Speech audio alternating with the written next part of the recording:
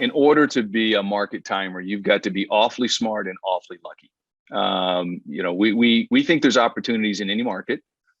We try to match up what our investors and partners are looking for at that time to what we believe in. And we've got a few asset classes that we believe that. But if you're really going to try to be a market timer, everything's got to come together. If you're right as to your predictions, then you've got to have the money come together. Then you've got to have everything else line up.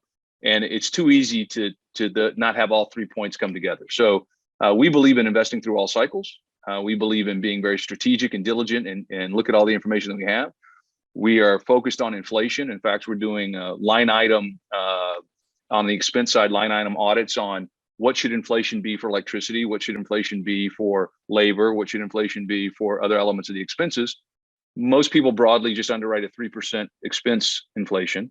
Well, that might not be right today. So we really want to try to be very diligent in looking at every line item of everything we're doing, look at the asset classes in the markets where we think there might be a little bit of inefficient pricing.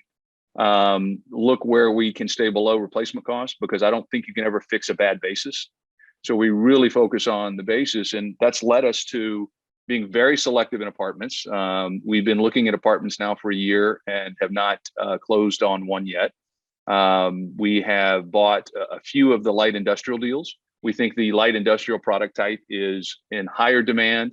We like the makeup of the tenant. We think there's a deep market of those tenants. Maybe not the best credit sometimes, but there seems to be backup of those in the markets that we're going into. Very highly occupied and highly in demand, buying it below replacement cost. So we're not getting anybody who's building it on top of us. And we're trying to buy in some constrained markets as to land and what can be done. On the office side, we're still developing that strategy. Chris and I believe wholeheartedly that people will absolutely have to come back to the office.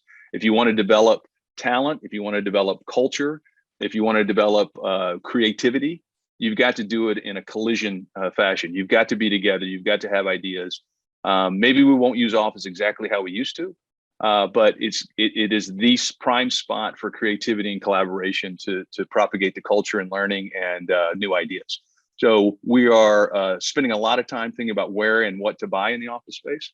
Right now, we're really looking at either credit or high cash flows that will get us through this time that we're trying to figure out exactly what the use will be. So right now, we're developing that investment thesis. We want to roll that out in January and announce that and hopefully have a couple of deals that we've tied up or will be soon tying up in that strategy.